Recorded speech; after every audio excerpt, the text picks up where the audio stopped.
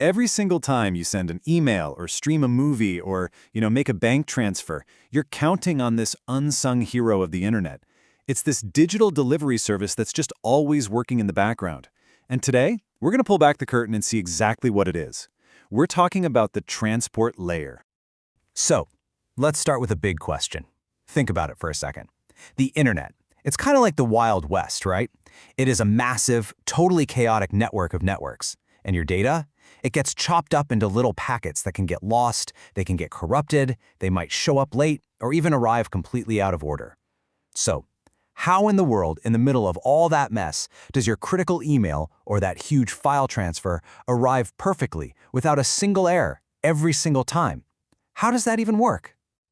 Yeah, and that question, it gets right to the heart of the internet's biggest reliability problem. Because here's the crazy truth. The internet itself is what's called a best effort delivery system. That means the underlying network, it tries its best, it gives it the old college try, but it makes absolutely no promises. Zero. It's literally like writing a message, sticking it in a bottle, and just chucking it into the ocean, hoping it gets there. Now, for your latest cat video, maybe that's fine. But for your bank transfer, yeah, not so much. So, if the basic internet is so unreliable, how does anything actually work? Well, that's where our digital mail sorters come in. Okay, this is a brilliant way to think about it. Imagine your computer is one house and a web server is another house across town. The network layer, that's just the postal service. Its only job is to get a letter from your house to the server's house. That's it. But what happens when the mail arrives? Who actually gets it to the right person inside the house? Well, that's the transport layer. It's like having two people, Ann and Bill, one in each house.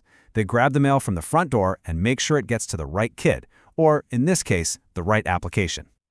So how do Ann and Bill know which letter goes to which kid? Simple, right? They look at the name on the envelope. Well, the transport layer does the exact same thing, but it uses something called a port number. A port number is basically like an apartment number on a big building. Your web browser has one, your email app has another, your game has a different one.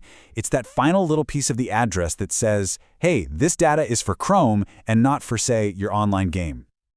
All right, so this transport layer isn't just one thing. It's got two totally different ways of doing its job. Two different personalities, really. And first up, we've got the speed demon, UDP. Think of it as the internet's express courier. UDP stands for User Datagram Protocol, and really, the only words you need to remember are connectionless and no frills. Seriously, this is the most bare-bones, lightweight option you can imagine. It's built for one thing, and one thing only, speed. And it achieves that by just throwing out all the safety features that guarantee delivery. So what do we mean by no frills? Well, for starters, it doesn't bother with a formal connection. There's no polite handshake, no how do you do. It just starts shouting data into the void. That's what connectionless means. It also has zero congestion control. So if the network is totally jammed up, UDP doesn't care. It just keeps blasting data as fast as it possibly can. So yeah, it's fast, it's simple, but it's also incredibly risky. Okay, so you're probably thinking, why on earth would anyone ever use this? Well, think about live video streaming or online gaming. If you're watching a live stream and a single tiny pixel is wrong for a fraction of a second, are you even going to notice? No way! But what you will notice is if the whole stream starts buffering and lagging. For these things, speed is everything.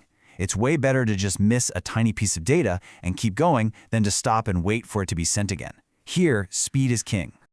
But what about the other stuff? The important stuff, where every single bit of data has to be perfect. For that, you need a totally different philosophy. You need the internet's version of registered mail, the one that's meticulous, reliable, and checks everything twice. You need TCP. TCP, that's the Transmission Control Protocol, and it is the complete opposite of UDP in almost every way. The key ideas here, connection-oriented and reliable in-order delivery. TCP's entire reason for existence is to make absolutely positively sure that every single byte of data you send gets to its destination and gets there in the right order. No exceptions.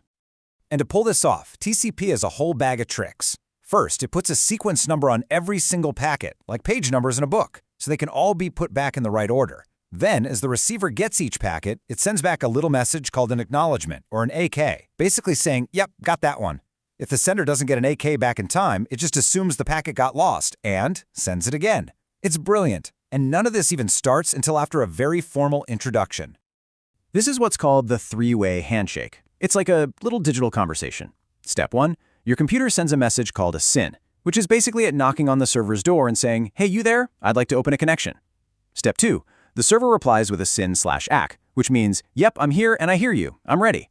And finally, step 3, your computer sends back one last ACK, saying, "Awesome, connection established." Only after that whole polite conversation happens does any of your actual data get sent. So, now we have our two choices for delivery service, and it's up to the people who actually build the apps on your computer to pick the right one for the job. And this really breaks it all down, doesn't it?